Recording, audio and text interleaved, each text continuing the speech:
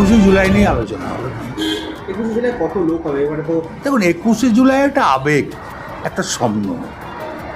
21শে জুলাই লোক নিয়ে তো বলতে হয় না, যেমন আমরাই বোলপুর থেকে মোটামুটি একটা ব্লক থেকে 10খানা 15খানা করে বাস পাঠাতাম, তারপর আবার ট্রেন। কিন্তু আপনারা দেখেছেন যেখানে স্টেশনে খাওয়া দাওয়া হতো, আপ টু রাত পর্যন্ত যত লোক যেত, যারা বিকালবেলায় যেত তাদের মুড়ি আলুর দম, রাত্রেবেলায় তাদের জন্যে ভাত, ডিমের ঝোল, আলু পোস্ত দেওয়া হতো।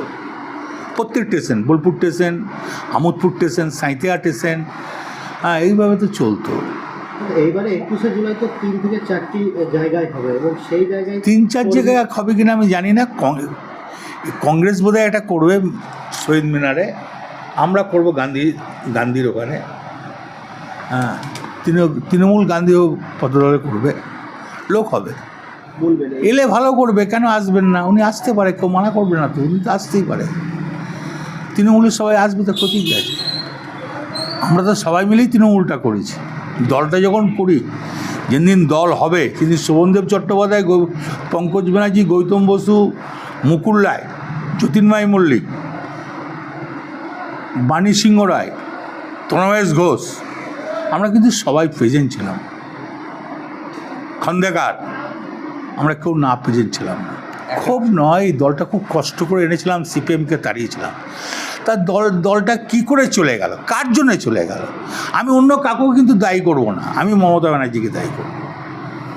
মমতা ব্যানার্জি জেগে ঘুমোলে কি আর সারা পাওয়া যায়? কেন মমতা ব্যানার্জি দলটা এই অবস্থা করলো? যে দলের সুপ্রিমো ছিল, তা দলটা আস্তে আস্তে কিসের আইপেক কী করবে? আইপেক কোনো সংগঠন করতে পারে?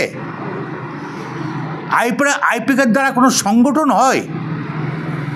কই 9-এ তো আইপেক ছিল না, 11-এ আইপেক ছিল না, 14-তে আইপেক ছিল না, 16-তে আইপেক ছিল না, 19-এ আইপেক ছিল না, 21শে আইপেক আমি কথা একটা মানি নাই। আইপেকের কোনো প্রোগ্রাম আমাকে দিতে সাহস পাইনি, আর দিলেও আমি করি নাই। আমি 21শে প্রোগ্রাম আমার নিজের প্রোগ্রাম করেছি। দেখেছেন আপনারা, 40টা করে ছেলে, 20টা করে মেয়ে পার বুথে একের পর এক সম্মেলন করে গেছি। আমি আইপেকের কথা শুনবো কেন? একটা হিন্দিভাষী ছেলে মুরারের সংগঠন সম্বন্ধে কি বোঝে? রাজস্থানের একটা ছেলে, মধ্যপ্রদেশের ছেলে নানুরুল্লাহপুর সম্বন্ধে কি বোঝে? এটা তো 100 হয়। আমরা ধরুন আজকে ব্রিগেড হবে, হাজার লোক নিয়ে যাব, 1 পয়সা কিন্তু কলকাতা দিত না। লোক নিয়ে যাব, এখানে লোকরা ভোরবেলা থেকে গাড়ি ছেড়ে কষ্ট করে মুড়ি খেয়ে যাবে, আর সামনে সারিতে বসে থাকবে যত ফিল্ম আর্টিস্ট, যত নায়িকা, তোমার সিরিয়ালের কানে ওরা বসে থাকবে। ওরা দলের কি করে? ওরা বিনা পয়সায় কোনো প্রোগ্রাম করে ওরা? হ্যাঁ, শতাব্দী ঠিক আছে, সায়নী ঠিক আছে, কাকলি ঠিক আছে, যারা পুরনো তারা ঠিক আছে, শতাব্দী দলের জন্য করে, যেখানে পাঠায় সেখানে করে। কাকলি আজকের নয়, 40 বছর আগেকার কাকলি, দল তৈরি করে দেয় কাকলি আছে।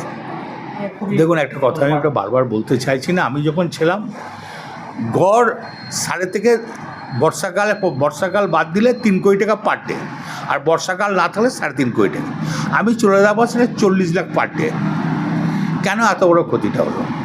আমি তো মমতা ব্যানার্জিকে আমি ওনাকে এখনও শ্রদ্ধা করি, আগেও শ্রদ্ধা করতাম, সবসময় শ্রদ্ধা করি, ভালোবাসি। যা লক্ষ্মী চল যায়, এখনও শ্রদ্ধা করি, তখনও শ্রদ্ধা করি, ভালোবাসি। তা আমার বক্তব্য হচ্ছে, মমতা ব্যানার্জি জানবে না? আমি তো এইটাই বলতাম যে তুমি বীরভূম থেকে বছরে যে রেভেনিউ সেটা তুমি বীরভূমে খরচ, সেটা তো বলতে পারবে না। সেটা ভালো করে বলতে পারবে মমতা ব্যানার্জি, বলতে পারবে।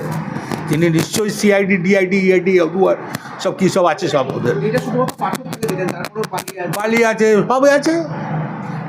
আপনি দেখলেন আমি যখন ছিলাম তখন ওভারলোডিংয়ে কত টাকা উঠতো, তারপরটা দেখে নিন, সবগুলোই খোঁজ করে দেখে নিন না। এখনও বলছি, যদি বুদ্ধিমান হয়, ওনাকে আমি বলেছিলাম সবাইকে ডাকুন, ডাকলো না কেন?